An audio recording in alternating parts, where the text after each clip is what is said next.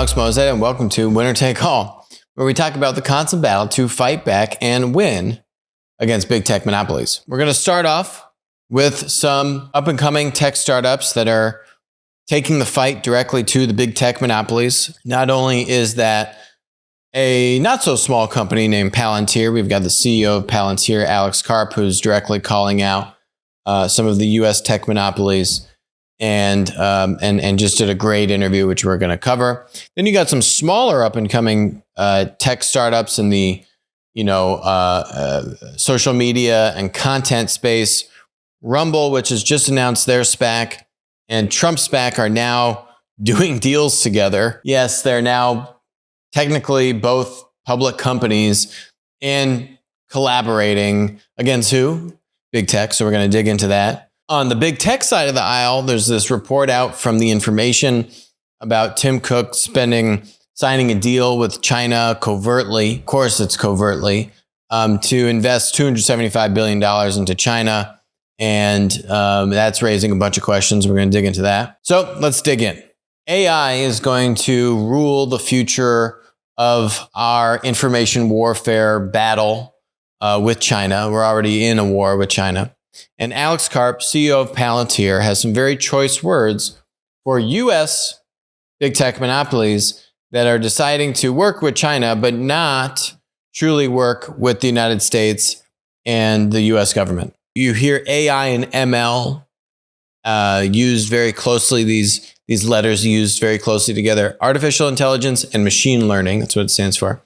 And basically they go hand in hand. You basically are training a machine how to think. And that's why you see them playing these board games, whether it's chess or Go, where now all the machines are beating the humans. You take that to the nth degree and you think about the information warfare, which we are currently in with China. We've had many guests on the show to talk about this. I've talked about this many times on the show. Think about practical applications of AI in the information warfare. So if you want to break into a database, if you want to break into the CIA or the Department of Defense, their servers, right? Those are protected by essentially AI, right? AI is actively trying to detect intruders. And then you have offensive AI, which is actively trying to penetrate into, your opponent's security system and steal information. How advanced your AI is going to determine how well you can play that battle, that game.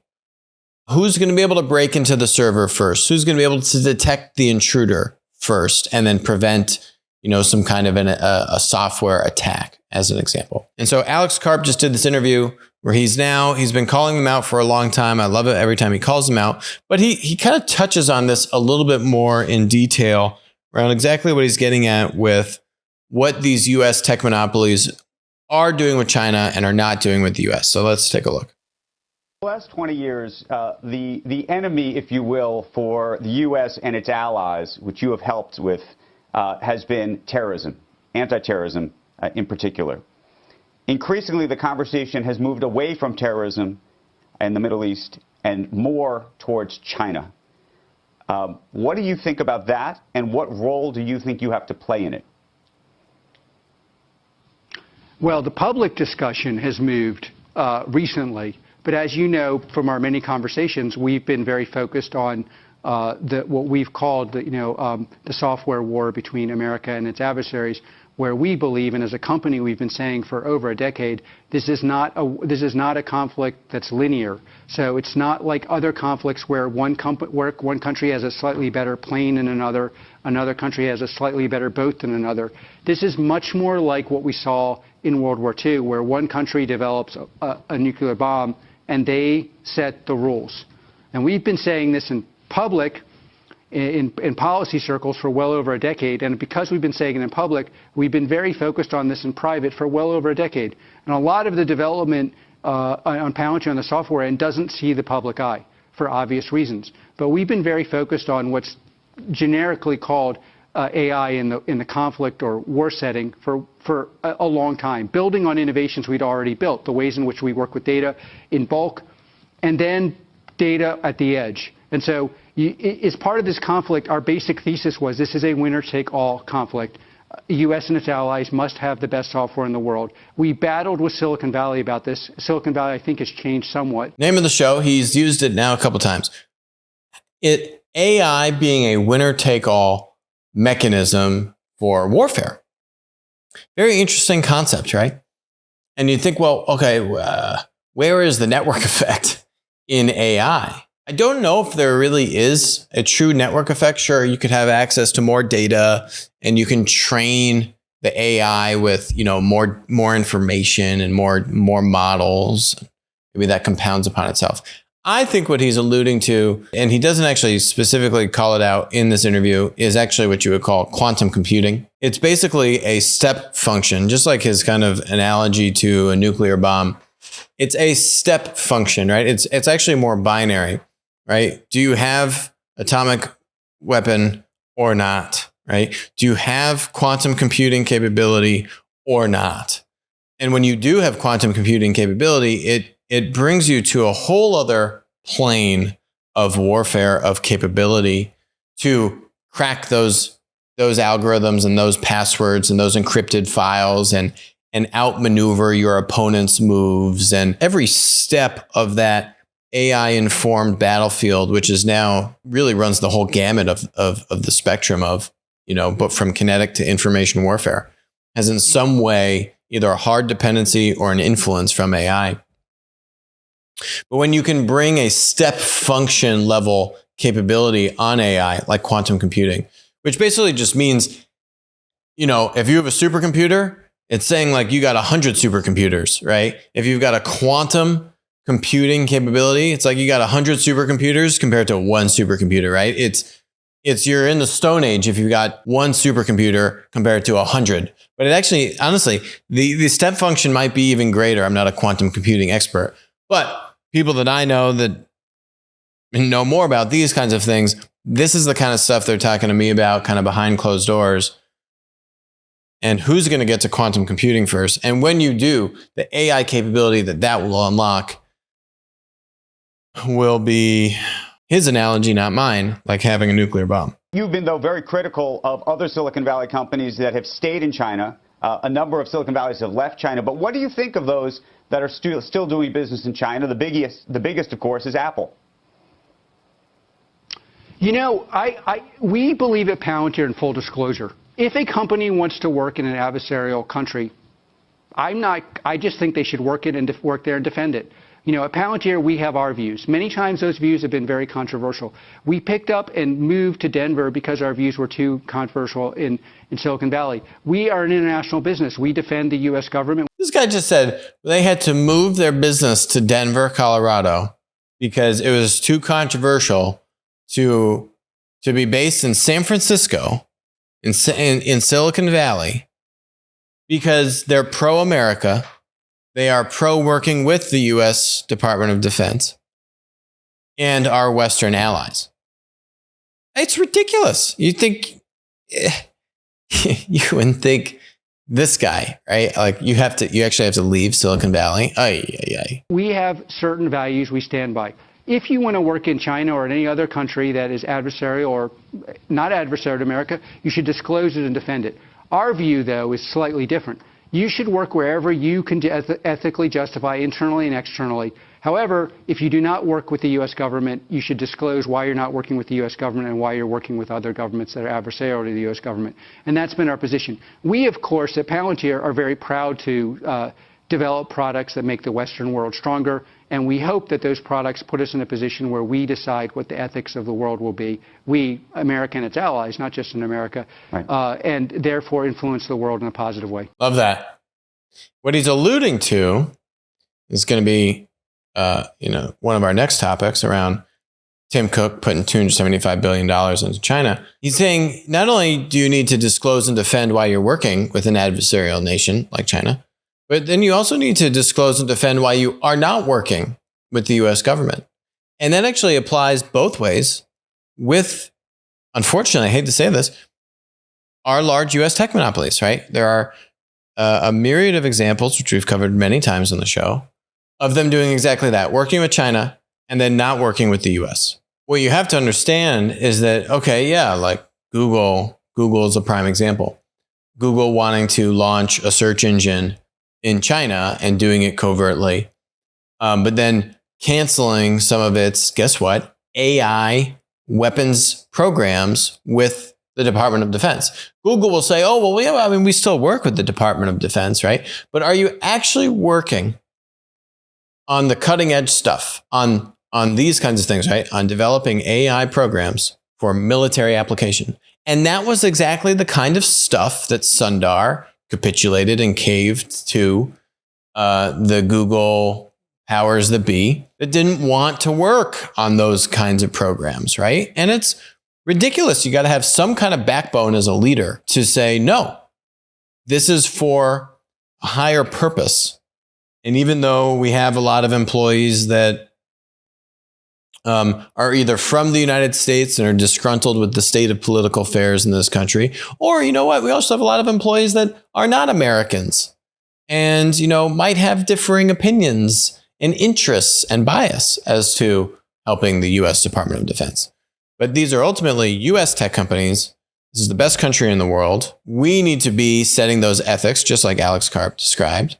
And our U.S. tech monopolies need to be helping with AI and bringing AI into weapons programs, because you know that every single Chinese tech monopoly is doing exactly that with the Chinese government, CCP. And if they're not, those people are being hauled off to reconditioning camps and never seen again unless they change their tune. Or if they're not that important, they're probably just never seen again, ever. I love that Alex Karp takes a stand, comes out publicly, tells it how it is, has been doing this now for many, many years. At some point, our tech monopolies are going to have to wake up and develop not even a full, just part of a backbone. That's all I'm asking for. Just like a sliver of a backbone. I wouldn't expect you to have a full backbone, but just like a little bit of one would be great. So next topic is the information came out with this report saying that Tim Cook signed a covert deal with Chinese authorities back in 2016 for $275 billion. What's the big deal? Actually, I think they're kind of overhyping this a little bit. Tim Cook is slippery, and it stinks because it was done so secretly. I think they're trying to sell a lot of subscriptions with this, but let's dig into it. The company owes much of its success to Tim Cook.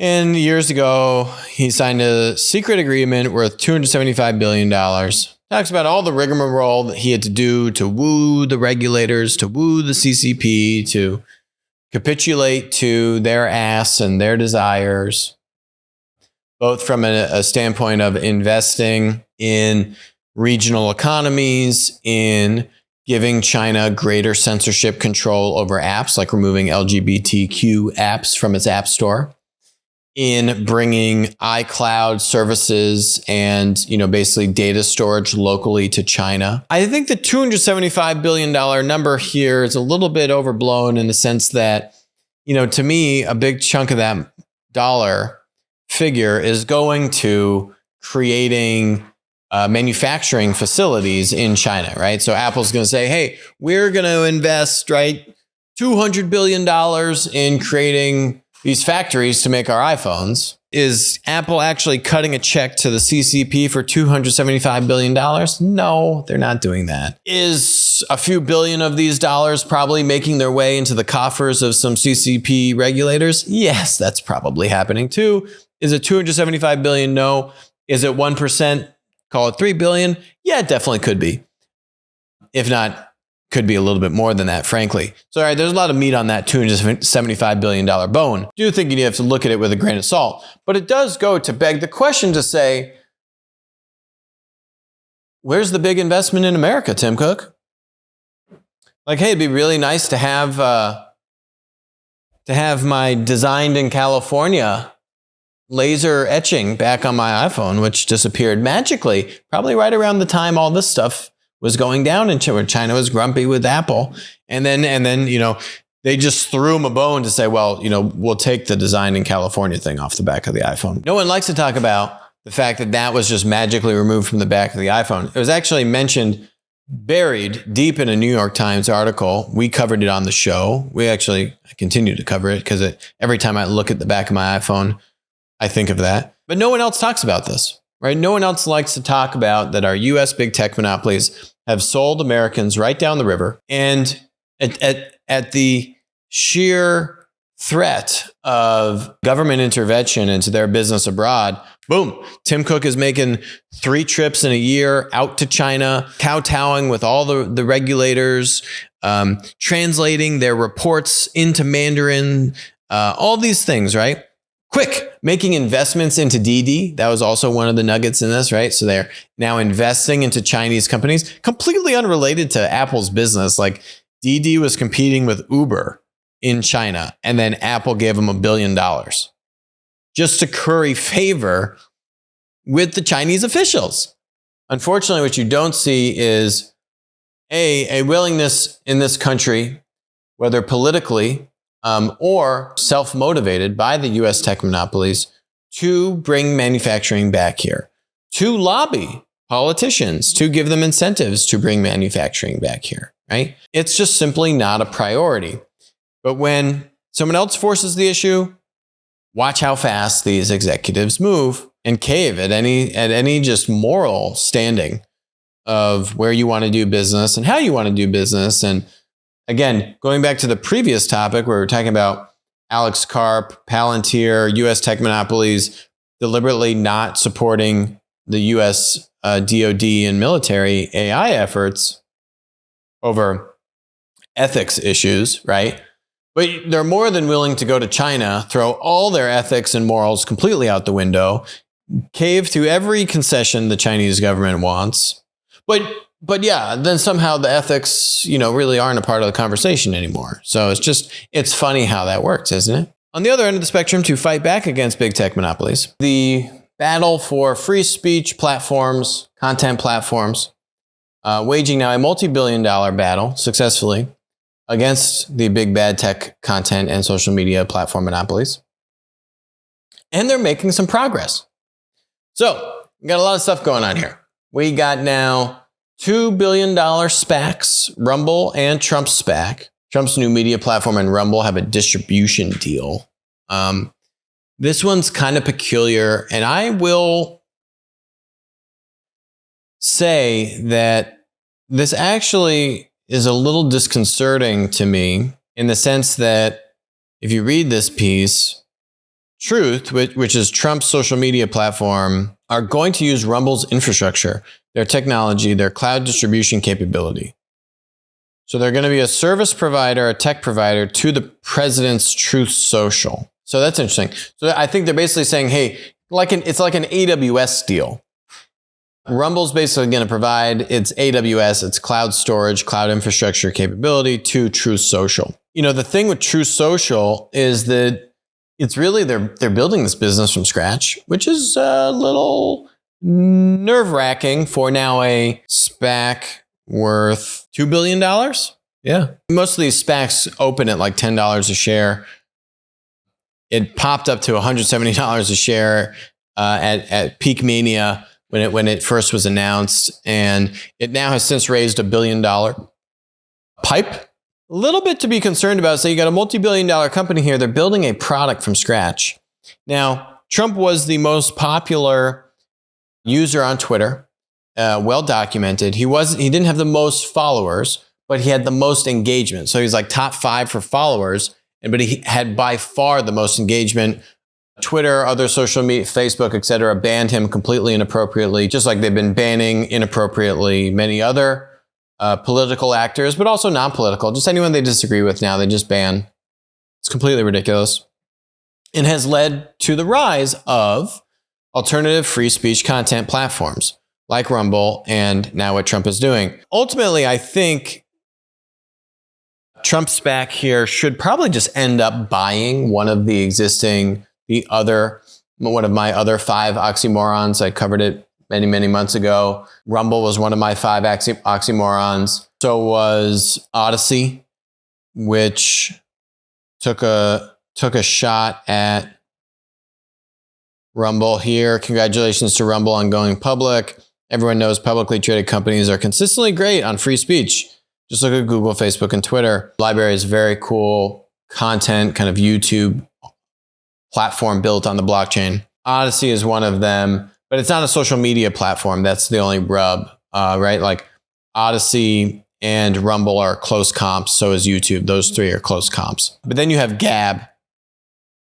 And Gab is on fire. There's other ones like that you probably heard about, like Parler, Getter, I think, was one of Trump's advisors that launched that. So there's a few of these social media free speech platforms, more like YouTube content platform, free speech platforms. The CEO of Gab, founder of Gab, came out with an email saying Gab is not for sale. President Trump raised $1 billion from a bunch of satanic hedge funds for a project that failed to even launch into beta testing as promised in November and was hacked within hours of being announced. This is the challenge of launching a product from scratch, launching a business from scratch, which is really what I think Trump SPAC is trying to do. The good news is that if they try and fail, which is kind of seems to be what they're doing, then they've got enough money now. They've got, I think $1.3 billion. They had, I think, $300 million in the SPAC, now $1 billion pipe. $1.3 billion to go and buy someone else that has figured out problems around getting hacked. This is a project with currently no public product, no users, and no revenue that is now worth $4 billion. Now, that's not fair. There is a value to Trump's brand and his following, which is very real. Is it worth $4 billion? Probably not. I think $4 billion is probably a little high. You need a product. You can't just have $4 billion in a vacuum. You need a product. You need a business that then that network effect can certainly create $4 billion of value, but you need a viable business and product to justify it, right? Which right now I've not really seen anything around it. Again, good news is they got $1.3 billion to go and fix that problem